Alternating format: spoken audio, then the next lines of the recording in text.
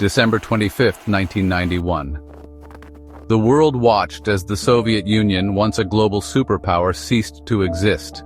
The hammer and sickle were lowered from the Kremlin for the last time, signaling the end of an era. How did such a powerful nation collapse so suddenly? The answer lies in years of internal strife, economic stagnation, and a growing desire for freedom. This is the story of the Soviet Union's downfall, a lesson in how even the mightiest empires can fall. Join me as we uncover the real story behind 1991.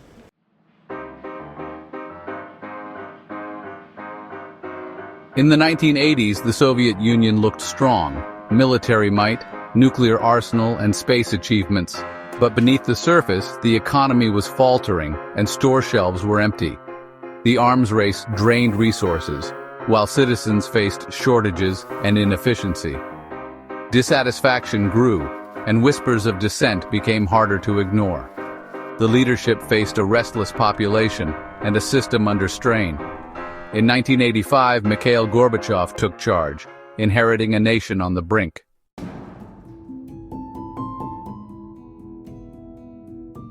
By the 1980s, the Soviet system was buckling. The centrally planned economy stifled innovation, and military spending drained resources. Citizens endured long lines for basics, while promises of prosperity rang hollow. Discontent grew as the leadership clung to outdated dogmas. The Soviet Union, once revolutionary, was suffocating under its own contradictions. The seeds of collapse were already sown.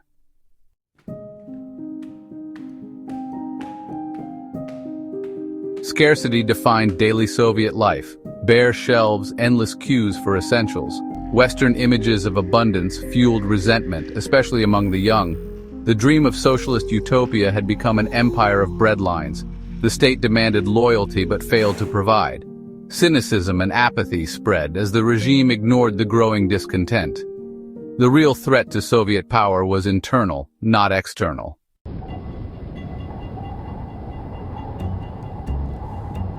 The Soviet Union's strength was a facade. Inside, it was crumbling. Economic woes and repression fueled disillusionment and dissent.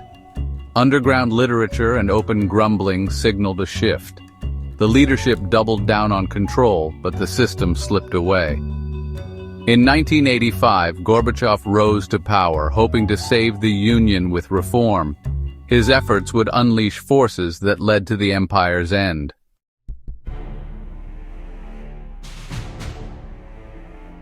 1985 brought Mikhail Gorbachev, a young, energetic leader with a vision for change. He knew the Soviet Union couldn't survive without reform. Gorbachev introduced Perestroika, restructuring, and Glasnost, openness. Perestroika aimed to revive the economy, Glasnost to encourage transparency. For the first time, citizens were invited to participate and speak out. Gorbachev's reforms would change everything.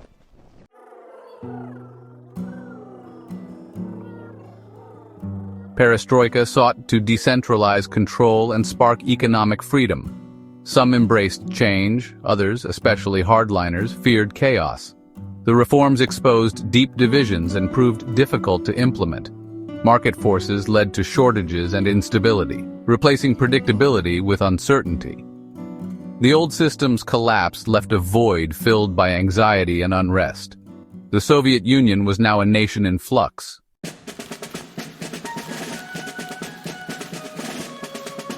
Glasnost opened the floodgates, censorship eased, and new voices emerged. The press reported freely, and dissidents were released. Citizens debated the past and future, questioning the official narrative. Nationalist movements surged in the republics, threatening unity. Glasnost, meant to strengthen the Union, instead exposed its fractures. The leadership struggled to contain the unleashed forces. The Soviet Union was unraveling before the world's eyes.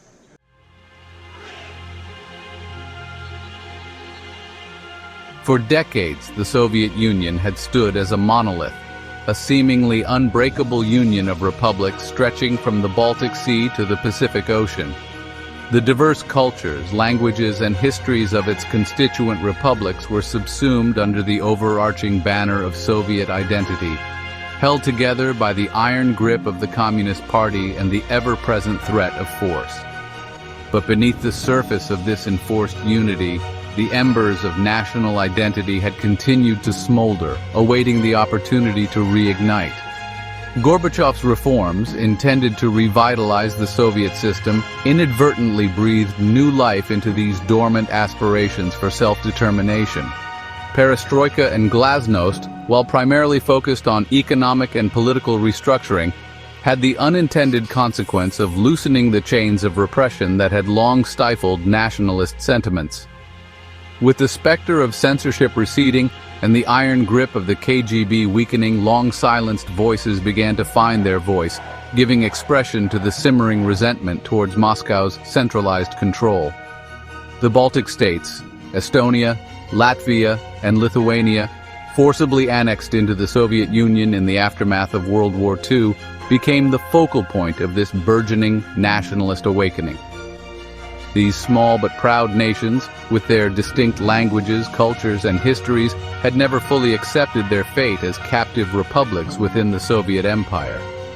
With Gorbachev's reforms providing a glimmer of hope, they seized the opportunity to reclaim their stolen sovereignty. The yearning for freedom, however, was not confined to the Baltics. Across the Soviet Union, from the Caucasus Mountains to the steppes of Central Asia, long-suppressed national identities began to reassert themselves. Ukrainians, Belarusians, Georgians, Armenians, Uzbeks, all had endured decades of cultural repression and economic exploitation under Moscow's rule.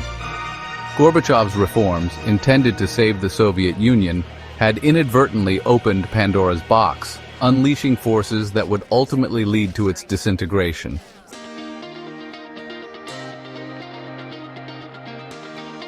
The Baltic states, at the forefront of the resurgent nationalism sweeping across the Soviet Union, wasted no time in pressing for greater autonomy. Emboldened by Gorbachev's reforms and inspired by the winds of change sweeping across Eastern Europe, they began to chip away at Moscow's authority, demanding greater control over their own affairs. Mass demonstrations, once unthinkable under the watchful eyes of the KGB, became commonplace, filling the streets of Tallinn, Riga, and Vilnius with a sea of humanity demanding freedom. In a remarkable display of unity and defiance, the people of the Baltic states joined hands on August 23, 1989, forming a human chain that stretched over 400 miles, linking Tallinn, Riga, and Vilnius in a powerful symbol of solidarity.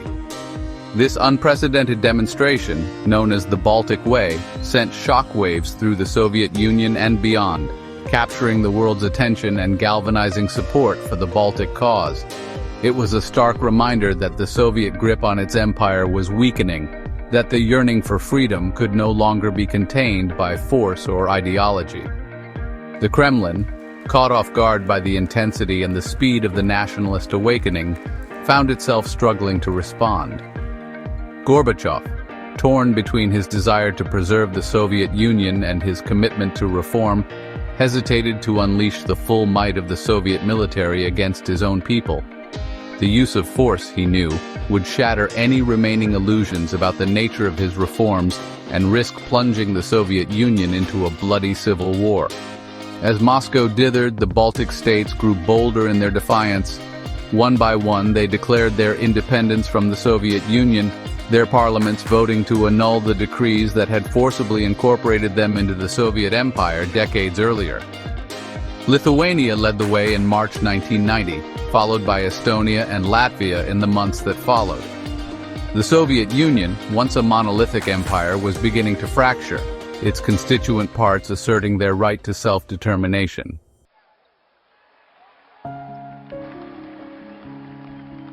The Baltic states' defiance had a domino effect, emboldening nationalist movements across the Soviet Union. In the Caucasus, Georgia, Armenia, and Azerbaijan, long-simmering ethnic tensions, suppressed for decades under Moscow's rule, erupted into violence. Nagorno-Karabakh, a predominantly Armenian enclave within Azerbaijan, became a flashpoint, igniting a brutal war that would claim thousands of lives and displace countless more. Ukraine, the Soviet Union's second-largest republic, with its own distinct language, culture, and history, also witnessed a surge in nationalist sentiment. The Chernobyl disaster in 1986, a stark reminder of the Soviet system's failings, had further fueled Ukrainian discontent with Moscow's rule. In December 1991, Ukrainians voted overwhelmingly in favor of independence, delivering a fatal blow to Gorbachev's hopes of preserving the Soviet Union. As the Soviet Empire crumbled from within, Gorbachev found himself increasingly isolated, his authority waning with each passing day. Hardline communists within the Soviet leadership, alarmed by the centrifugal forces tearing the country apart, blamed Gorbachev's reforms for the chaos and sought to turn back the clock. In August 1991, they launched a desperate coup, placing Gorbachev under house arrest and attempting to seize control of the government. The coup, however, backfired spectacularly. The Soviet people, having tasted freedom, refused to be dragged back into the darkness of dictatorship. Led by Boris Yeltsin, the newly elected president of the Russian Republic, they took to the streets, confronting the tanks and soldiers sent to enforce the coup. The coup plotters, lacking the support of the people and facing unexpected resistance, faltered. Within days, the coup collapsed. Gorbachev was freed, and the Soviet Union, already teetering on the brink, took an irreversible step towards dissolution.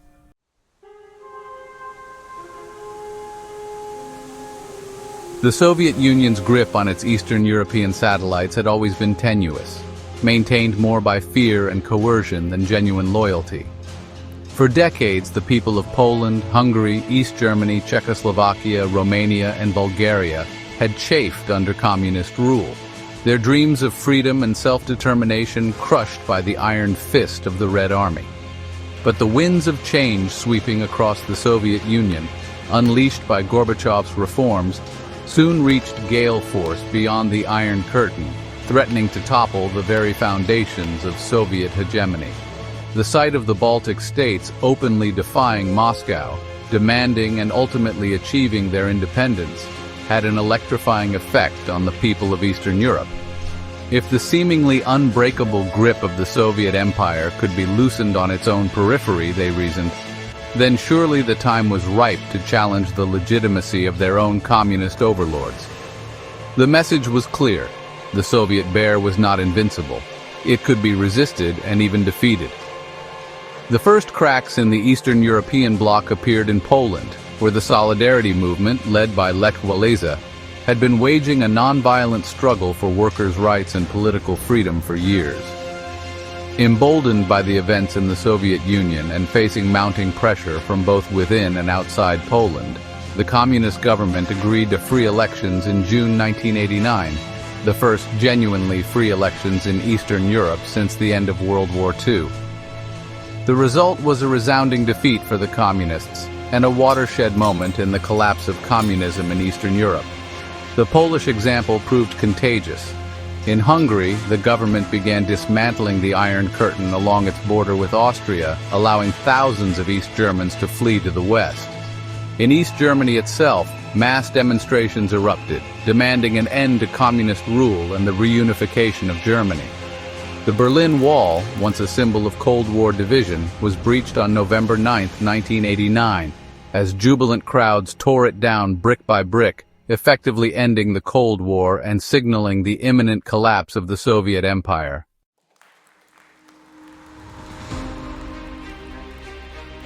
The fall of the Berlin Wall was not merely the symbolic dismantling of a physical barrier. It was the shattering of an ideology, the implosion of an empire, the culmination of decades of struggle for freedom and self-determination. The images of ordinary people, armed with nothing more than hope and determination, tearing down a symbol of oppression that had divided a continent for nearly 3 decades, were beamed around the world, capturing the imagination of millions and heralding the dawn of a new era. For the Soviet Union, the fall of the Berlin Wall was a geopolitical earthquake. The Eastern European buffer zone, painstakingly constructed in the aftermath of World War II, to protect the Soviet Union from Western influence, was crumbling before Gorbachev's very eyes. The Warsaw Pact, the Soviet-led military alliance created as a counterweight to NATO, was rendered effectively meaningless as its former members rushed to embrace democracy and distance themselves from Moscow's orbit. The loss of Eastern Europe was not just a strategic setback for the Soviet Union, it was a profound psychological blow.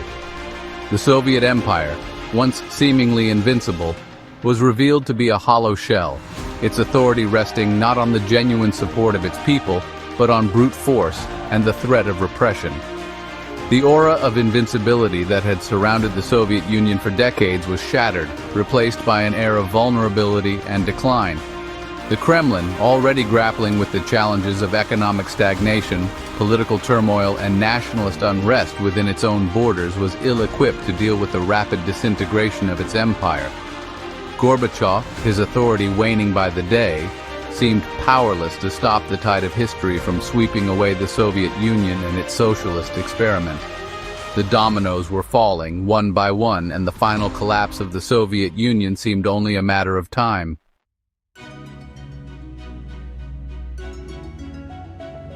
The aftershocks of the Soviet collapse, they reverberated far beyond the borders of the former empire, reshaping the geopolitical landscape and, ushering in a whole new world order.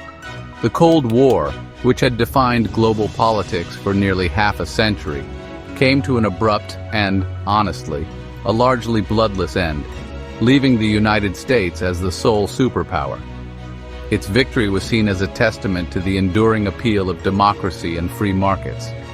The world, I'd say, breathed a collective sigh of relief as the threat of nuclear annihilation finally receded, replaced by hope for a more peaceful and cooperative future. But the transition from a bipolar to a unipolar world was not without its challenges. The former Soviet republics, newly independent but, really ill-prepared for the challenges of self-governance, faced a daunting array of problems.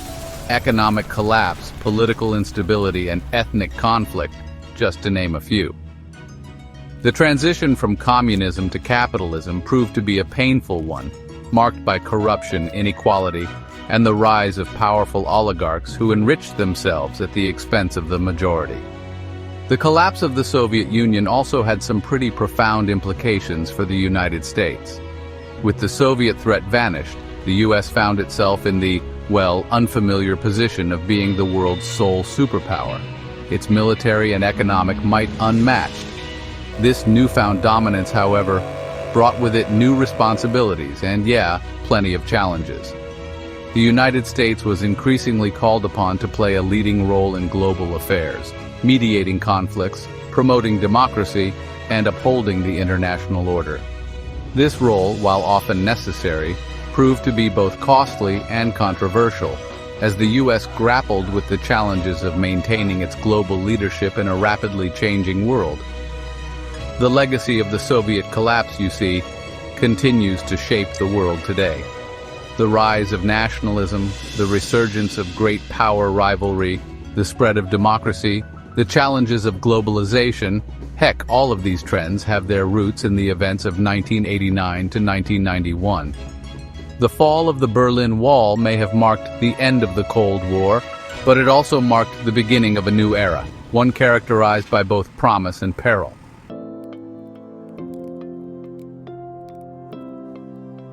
As the Soviet Union teetered on the brink of collapse, its fate really hanging by a thread, a cabal of hardline communists within the Kremlin made a desperate gamble to turn back the clock. These men, veterans of the Cold War, apparatchiks who had risen through the ranks during the era of Brezhnev's iron-fisted rule, watched with growing alarm as Gorbachev's reforms chipped away at the very foundations of the Soviet state. Perestroika and Glasnost, in their eyes, weren't bold reforms at all, but reckless experiments that threatened to unravel the fabric of Soviet society. Fearful of losing their grip on power, nostalgic for the days when dissent was silenced, and the Soviet Union stood as a bulwark against the West, they plotted to seize control of the government and crush the burgeoning democratic movement. Their target, Mikhail Gorbachev, the architect of Perestroika and Glasnost, the man they saw as a weakling who had betrayed the revolution. On August 19, 1991, they struck, launching a coup d'état that sent shockwaves around the world. Gorbachev, isolated at his vacation home in Crimea, found himself a prisoner in his own country. The coup plotters, led by a cabal of KGB hardliners, defense officials, and party apparatchiks, announced on state television that Gorbachev was ill and had been relieved of his duties. They declared a state of emergency, imposed censorship, and ordered tanks and troops into the streets of Moscow, seeking to crush any resistance to their grab for power. The world watched with bated breath, wondering if the forces of reaction had triumphed, if the Soviet Union was about to plunge back into the darkness of dictatorship. But the coup plotters had miscalculated. They had underestimated the will of the Soviet people, the depth of their yearning for freedom, their refusal to be dragged back into the abyss of totalitarianism. The spirit of defiance, ignited by Gorbachev's reforms, had taken root, and it would not be so easily extinguished. The people of Moscow, inspired by a defiant Boris Yeltsin, poured into the streets, confronting the tanks, challenging the soldiers, refusing to cede their newfound freedoms without a fight.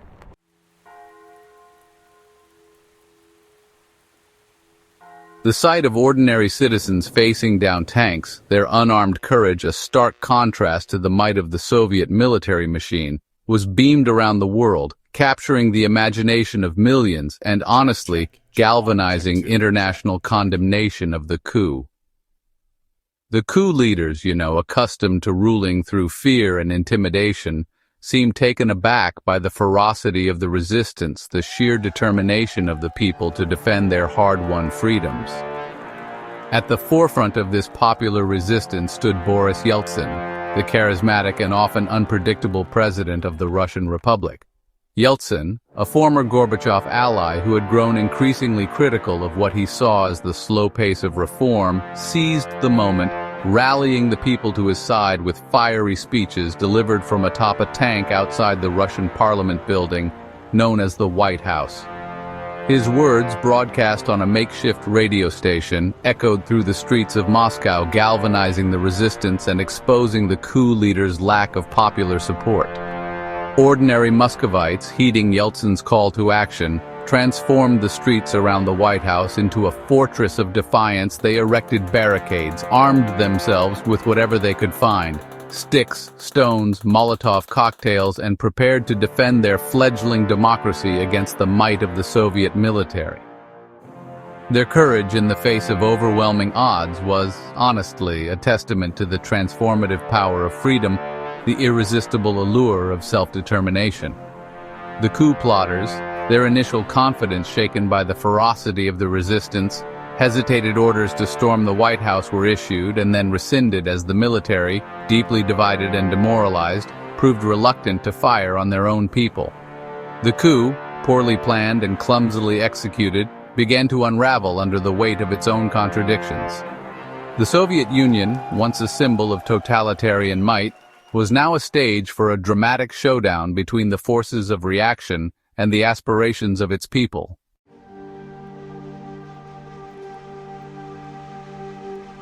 The failure of the August coup, played out on the streets of Moscow and broadcast on television screens around the world, marked a turning point in the history of the Soviet Union.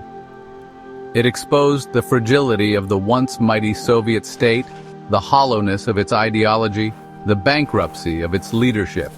The Soviet Union, already reeling from economic stagnation, nationalist unrest, and the loss of its Eastern European empire, had been dealt a blow from which it would never recover. Gorbachev, released from his Crimean captivity and returned to Moscow, found himself a diminished figure, his authority irrevocably shattered. The coup had broken the back of the Communist Party, its legitimacy in tatters, its power ebbing away. The republics, emboldened by the collapse of the coup and sensing the weakness at the heart of the Soviet Empire, accelerated their push for independence. The centrifugal forces that Gorbachev had tried to contain with his reforms were now spinning out of control. In the aftermath of the coup, the Soviet Union effectively ceased to exist as a functioning state. The republics, one by one, declared their independence, their parliaments annulling the treaties that had bound them to Moscow. Ukraine, the Soviet Union's second-largest republic, voted overwhelmingly for independence in a referendum, delivering a fatal blow to Gorbachev's hopes of preserving some semblance of unity. The Soviet Union, once a superpower that had challenged the United States for global dominance, was now a collection of squabbling republics, its vast territory up for grabs.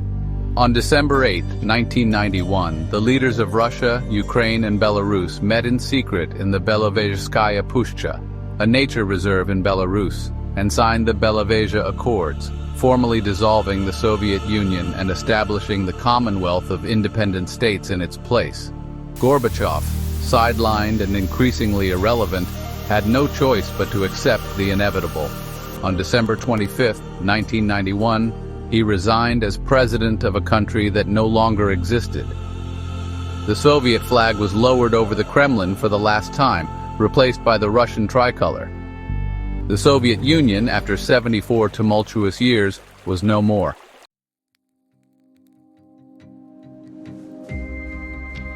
The collapse of the Soviet Union sent shockwaves across the globe, upending the geopolitical order that had defined the latter half of the 20th century. The Cold War, which had cast a long shadow over global affairs for decades, came to an abrupt and, honestly, largely bloodless end. The United States, its ideological foe vanquished, emerged as the sole superpower, its military and economic might unmatched. The world, so long accustomed to the precarious balance of terror between two nuclear-armed superpowers, breathed a collective sigh of relief. But the end of the Cold War also brought new challenges. The former Soviet republics, freed from the shackles of Moscow's rule, faced an uncertain future, grappling with the daunting task of building new nations from the ashes of empire. The transition from communism to capitalism proved to be a turbulent one, marked by economic hardship, political instability, and ethnic conflict. The promises of prosperity and democracy, so tantalizing in those heady days of 1991, seemed elusive for many as they struggled to navigate the choppy waters of post-Soviet life. The United States, thrust into the role of global hegemon, found itself facing a new set of responsibilities. With the Soviet Union gone, the U.S. was increasingly called upon to intervene in regional conflicts, promote democracy and human rights, and provide global leadership. This new role, while often embraced with a sense of idealism and purpose, also proved to be costly, both in terms of blood and treasure, and fraught with unintended consequences. The world, no longer neatly divided into two opposing camps, proved to be a more complex and messy place, defying easy solutions. The collapse of the Soviet Union also had a profound impact on the global economy. The integration of the former Soviet bloc into the global capitalist system, while ultimately beneficial, led to economic dislocations and social upheaval in many parts of the world. The rise of globalization, fueled by the expansion of free trade and the rapid advancement of technology, created both winners and losers, exacerbating inequality and fueling social unrest. The world, interconnected as never before, became both more prosperous and more unequal.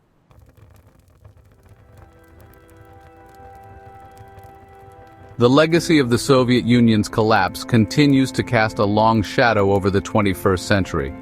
The rise of nationalism, the resurgence of great power rivalry, the spread of democracy, the challenges of globalization. All of these trends have their roots in the events of 1991. The world that emerged from the wreckage of the Soviet Empire is one marked by both promise and peril.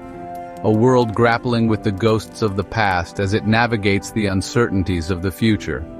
In Russia, the successor state to the Soviet Union, the collapse of 1991 left a deep scar on the national psyche. The loss of superpower status, the economic hardship of the 1990s, the perceived humiliation at the hands of the West, all of these factors contributed to a sense of resentment and a yearning for a return to greatness. This sentiment, carefully nurtured by Russia's current leadership, has fueled a more assertive foreign policy. one that seeks to reassert Russia's influence in its near abroad and challenge the US-led global order. The collapse of the Soviet Union also had a profound impact on the trajectory of democracy. The triumph of the democratic movement in Eastern Europe, once a beacon of hope, has been tarnished in recent years by the rise of illiberalism, populism, and authoritarianism in many former Soviet bloc countries. The promise of a Europe whole, free, and at peace, while still a worthy aspiration, remains elusive. The collapse of the Soviet Union, a pivotal moment in human history, offers valuable lessons for our own time.